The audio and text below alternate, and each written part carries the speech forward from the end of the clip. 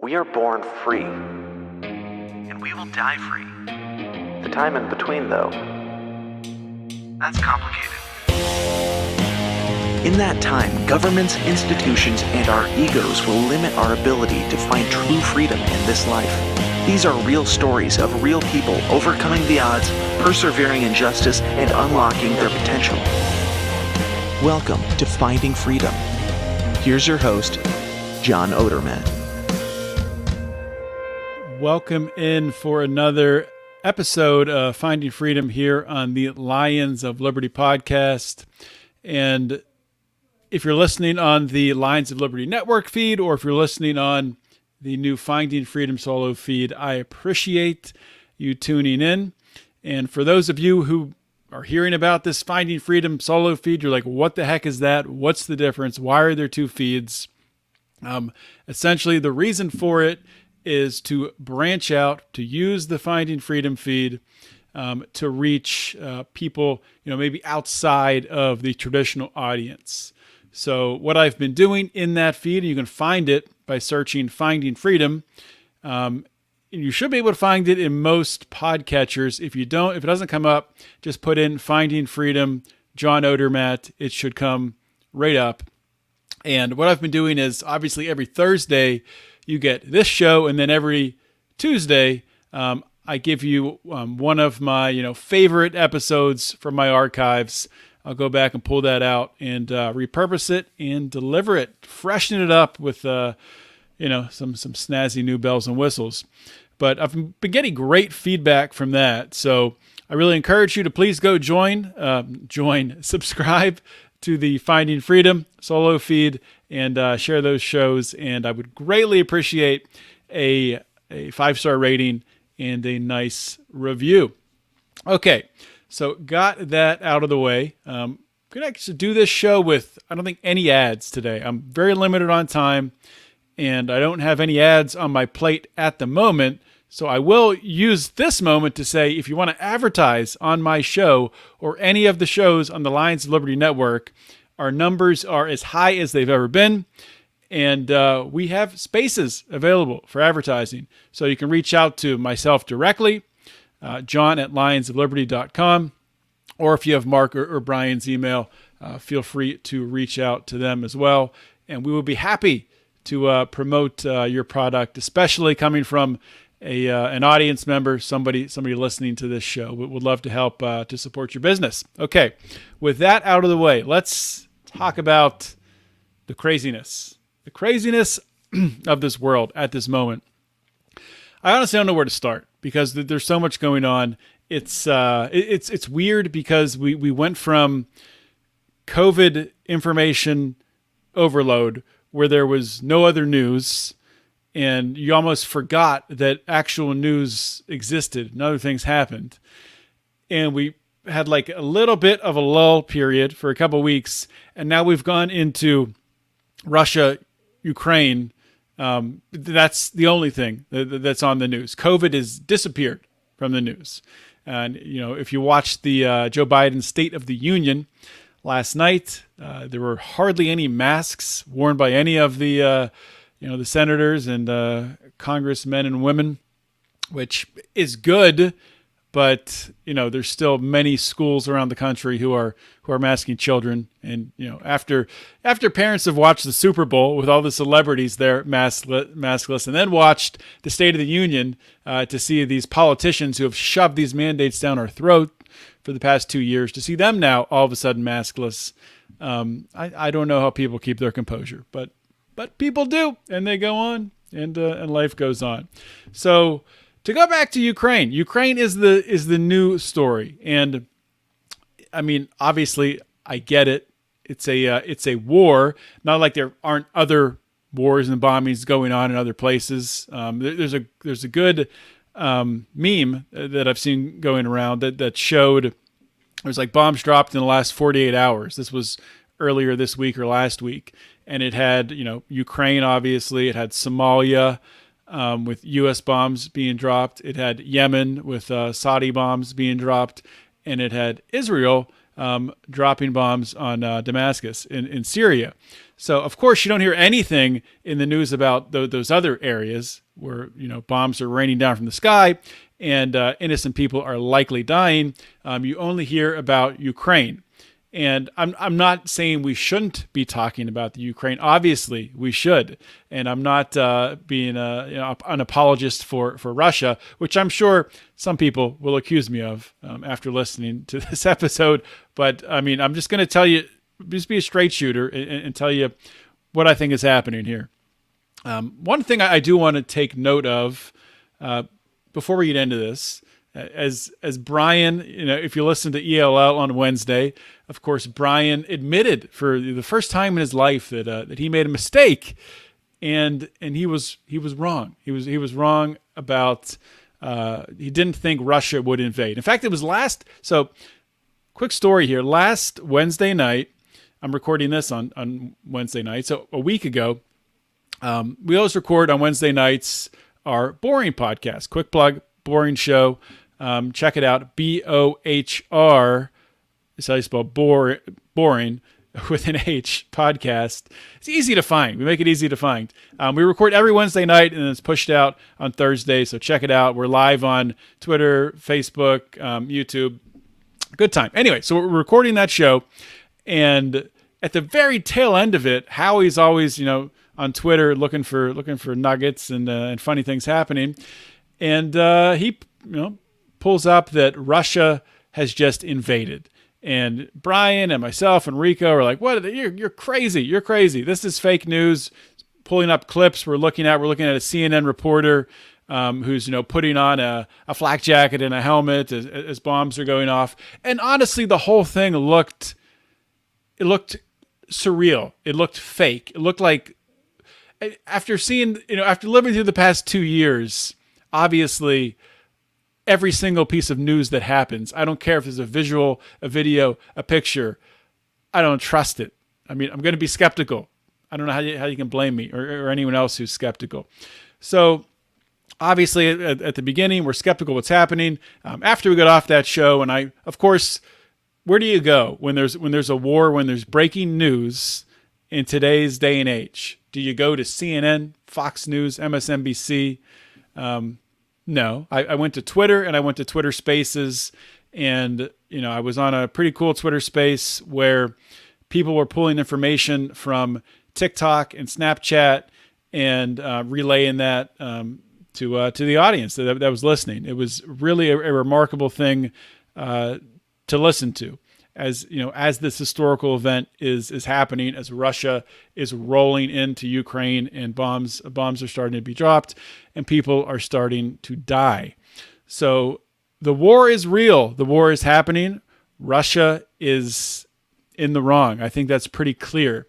Anytime anyone or a country is aggressing against another country violently, and innocent people are being killed, and property is being destroyed, private property is being destroyed, I think it's pretty freaking clear that Russia, the Russian government, Vladimir Putin, the Russian government, and yes, those in the Russian military, unless they're being forced and are being conscripted to be in the military, which they might be. Some of them might be there literally at the point of a gun, with the threat of their family being harmed if they don't go to war. I don't know the circumstances of it. So not blaming those people who are just trying to stay alive necessarily, but the people who are there voluntarily fighting this war, invading Ukraine. So let's kind of break down the war a little bit, because this will be a shorter show today. Unfortunately, had to work late, and I have a time constraint after this, so it's a little bit short on time. But I'll try to give you the best material that I can. So to go back to what Brian said, obviously Brian and I were both wrong. I agree with him on that. I was wrong too. Whatever. Everybody's wrong every once in a while. It happens. People are wrong. But on ELL, Brian seemed to think that Russia was not going to win this war. So I think that the biggest thing that's happening right now with the war propaganda that we're seeing coming out of the Ukraine And we're seeing Ukrainian propaganda, we're seeing Russian propaganda, we're seeing EU propaganda, we're seeing US propaganda. It's really hard to see through the fog of this propaganda, the fog of war propaganda that is just bubbling up everywhere. It's weird to say this because this is a war and people are dying, but it's very interesting to kind of look at the competing narratives and the competing propaganda and to try to piece things together. So the Ukrainian president, I will say, has done a tremendous job as using this propaganda to his advantage. He keeps, just earlier today, coming out saying, 7,000 Russians have been killed. I think Russia has come out and said maybe 500 or 400 have died. Big discrepancy there. Who do I believe? It's probably somewhere in the middle, probably closer to Russia's number, to be honest. But Ukraine is dominating the propaganda war, and the U.S. is largely picking up on the Ukrainian propaganda. And the Ukrainian propaganda is basically saying that the U.S. invasion. Oh God, like a Joe Biden slip there. At least I didn't call Ukraine Iran. But the Russian invasion, they're saying the Russian invasion is being stopped and it's being held up, and Ukraine is holding the line, essentially, is what we're being told. And I think that's true to a degree, but more so, Russia has not, this first week of the war, Russia has not really, it hasn't been an all-out, full-fledged blitzkrieg type war front. It's been slow and plotting. Yes, people have died. I'm not saying people haven't died, and it's horrible and it's terrible. But Russia has kind of seemingly sent in their C team, and just today they did start some more heavy bombing, and they are getting tactically areas. And I'm not going to pull up a map, so I'm not going to get into too much detail on this. But they are getting the areas that they want. The Donbass region. They're coming down from the north, from the Belarusian border. Belarus is on their side and has recently said they're going to allow nukes in their country. They've signed a declaration saying they're not going to be non-nuclear anymore, which it's pretty freaking big news for that region. But at the end of the day, Russia, it's a huge country. It's not necessarily a wealthy country, but they have tons of people. And it's been said that a lot of these Russian soldiers are like 18-year-old kids that were basically picked up and thrown into this war, and they're just wandering around Ukraine. But at the end of the day, that doesn't matter that much. It doesn't matter tactically the movements on the ground as long as they are making progress that they've set out to do, because they can back it up with support, with bombs being dropped in from afar. So at the end of the day, Russia's going to win this war. I mean, you're seeing that the EU is making moves, flirtations with Ukraine. Ukraine has signed some sort of formal, I forget what it was called, not an invitation to the EU, but an application. They signed an application to the EU, but it's a long process to get into the EU, and there's different requirements and constraints on membership. So I think more of that has been made than is actually the case. My prediction, end of the day, I don't think Ukraine joins the EU. I do think that Russia does get their Donbass region, and I think at the end of the day, the treaty is going to be essentially Russia gets that, and Ukraine maintains the rest of their country. And if you look at historical voting in Ukraine recently, and for a long time, the country is essentially split in half, with the eastern portion supporting Russia and a lot of them speaking Russian, and the western region supporting Ukraine and speaking Ukrainian. So that's what I think is going to happen. Unfortunately, because there is so much propaganda, and a lot of the propaganda that you're seeing, we see bar owners out in the street pouring their Russian vodka down the sewer. There's a tweet that Tom Woods sent out earlier today. Let me pull that up. There's a Canadian Junior Hockey League. They announced that Russian and Belarusian 16 and 17-year-old children would be banned from the upcoming draft. That's insane. And what's happened here, I mean, you saw what the elites did during COVID, where they turned their focus, they turned their hatred, they turned the policies and the mandates against the unvaccinated, the filthy unvaxxed masses. Those were the scorn of everything that's wrong with the world. And if only these people would get vaccinated, then everything would be better in life. That's sort of what we're seeing here. We're seeing, that same psychotic behavior being focused on the Russian people, which doesn't make any sense at all, to focus on a Russian citizen and take out your aggression for what the Russian government is doing, to take it out on Russian citizens who most likely don't have any political capital and have no way of influencing what Vladimir Putin is going to do, or anything at all remotely. And I mean, it even annoys me that you have your media, your sports media in the U.S. is asking these Russian hockey players, Gino Malkin for the Penguins or Alexander Ovechkin for the Capitals, asking if they support Vladimir Putin or this and that. I mean, you can ask the question, but expecting to get a real answer out of them is just dumb, because look at their position. They're here in the United States. They're playing hockey. They have families. They have family back in Russia. If they go out and they say Putin's a lunatic and he's out of control, and what happens to their family in Russia? I mean, they're very constrained by what they're able to say, and they'll get blamed for not coming out against Vladimir Putin. I mean, they're trying to protect their families, protect their livelihoods. So I mean, it's just crazy to see this, and this is how the left operates. I mean, this is what they do. This is all they know, is to just completely focus in on one group and blame all the. I mean, it was Trumpers, and then it was the unvaccinated.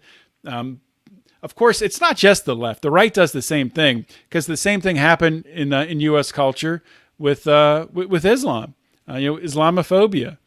You had your radical Islams who are obviously doing some horrible things, and there's this huge Islamic scare. Anybody who looks like they're Middle Eastern, even the slightest bit, I'm sure many people turned away from jobs, or people crossed the street to get to the other side when they saw someone of Middle Eastern descent walking their direction.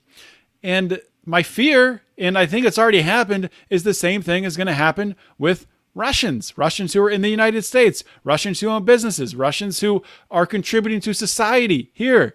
Is they're going to be blamed for what their government is doing, which is crazy. That's crazy talk. I mean, at the end of the day, unless you have some sort of political capital and ways to influence your government, there's no reason to sanction the Russian people. And that is how the U.S. and the EU is fighting back against this. They're taking it out on the Russian people. Sure, there's sanctions on Vladimir Putin himself and his banking and this and that, whatever. I mean, the major sanctions that have impacted Russians on the level that they can't even use credit cards or debit cards, or their Apple Pay or Google Pay don't work, and they have to use the ruble, which is turning to crap. What does that help? What does that help? I mean, there's one school of thought where you look at a place like Cuba, where we've had very, very stringent sanctions in place on Cuba for a very, very long time. What has that done? I mean, did it cause the the government to change in Cuba? Did it cause a revolution? Sure, yeah, it caused a lot of people to try to escape and die by floating on anything they can to try to get to Florida. But it didn't change the government. It didn't change the way that the political apparatus operated in that country. Because what it does when you do that, of course, there's going to be people like in Cuba who see, well, this is just crazy. I got to get out of this country and try to escape. But there's also going to be people who, when you do put sanctions on a country, the authoritarian regime in charge is able to use those sanctions, is able to use the coming poverty and starvation and things of that nature to their advantage to consolidate their power, to build up a voting bloc of support behind them so they can maintain that power. And if I had to guess, that's likely what's going to happen here, because, Russia, like the United States, they have their propaganda news networks. They have their means of censoring outspoken voices. I mean, that happened in the United States with COVID. The former president of the United States was kicked off of Twitter, for the love of God. So, of course, Russia is going to be doing the same thing to control their narrative, to let the information in of the struggling and the poverty and the starvation that is occurring because of sanctions coming from the U.S. and coming from the EU. Of course, they are going to focus on that, and they're not going to focus as much on really what caused those sanctions. So at the end of the day, what ends up happening is those sanctions will just end up creating blowback. This is the same thing as what Ron Paul talked about in the Middle East, which led to 9/11 blowback. It's not any different at all. So, I mean, that's essentially what I think is going to happen with this situation. It's extremely unfortunate. I don't know what Putin's really end game is, why this was so important to Russia and him to do this. I think he's a lunatic. I think he's a horrible person. I think he's, I don't know if he's got a bad COVID shot and he's losing his mind. I don't know what's happened. He's off his meds. It's not good for Russia. It's not good for Ukraine, and it's not good for the world at all. I could go down the path of how this, is another leg on the stool of, our path towards a CBDC global currency, starting with a, Federal Reserve CBDC. But I won't go down that road because you got to talk about COVID, guys. There's a couple important articles and things that I wanted to make sure to get out there. I only have 4 minutes left before I have to cut this off. So a lot of people are saying that the COVID narrative is crumbling. They're saying it's all falling apart. Not the case.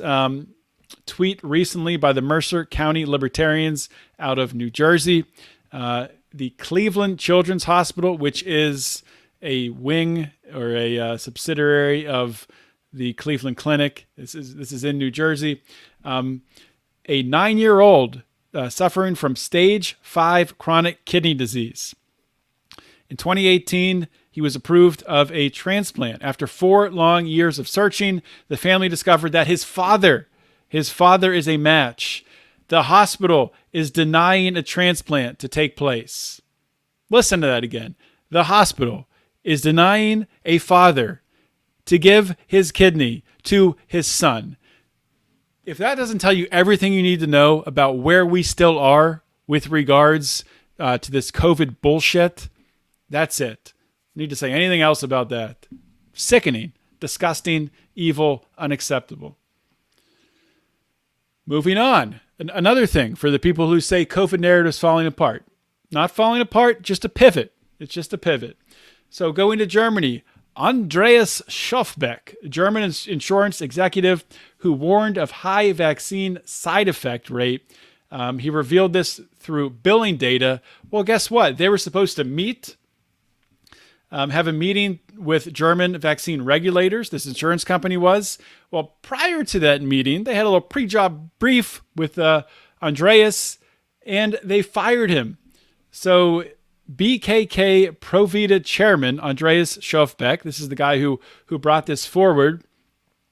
He caused an uproar writing to Germany's vaccine regulator to inquire about the high rate of vaccine side effects evident from BKK billing data. Schöfbeck has now been fired following an hours-long company meeting this morning at which he was called upon to defend his letter. So they just silenced him. He pulled out real data and showed it, and they just fired him. So this is the type of stuff that will continue to happen. A lot of people say, oh, like Alex Berenson, and I love Alex Berenson for his tenacity is continuing to follow this through and to push against the COVID regime. I give him all the credit in the world, but he's not going to get anywhere. This thing is not going to come crashing down. All it's going to do, the stress of it and everything that he's putting into it, pushing back against it, it's going to cause him to have a more miserable life. So unfortunately, that's how I feel about that. One more thing on the Pfizer vaccine data. So Pfizer vaccine data, they were originally going to make you wait until 2085 to have this all released. Well, they've released at least some of that. And within that, there are 9 pages of documented side effects from the Pfizer COVID vaccine. 9 pages. I'll link to the tweet on the show notes page. You can go look at it. It's literally everything in the world. Imagine an ad for a Pfizer vaccine followed by that 9 pages.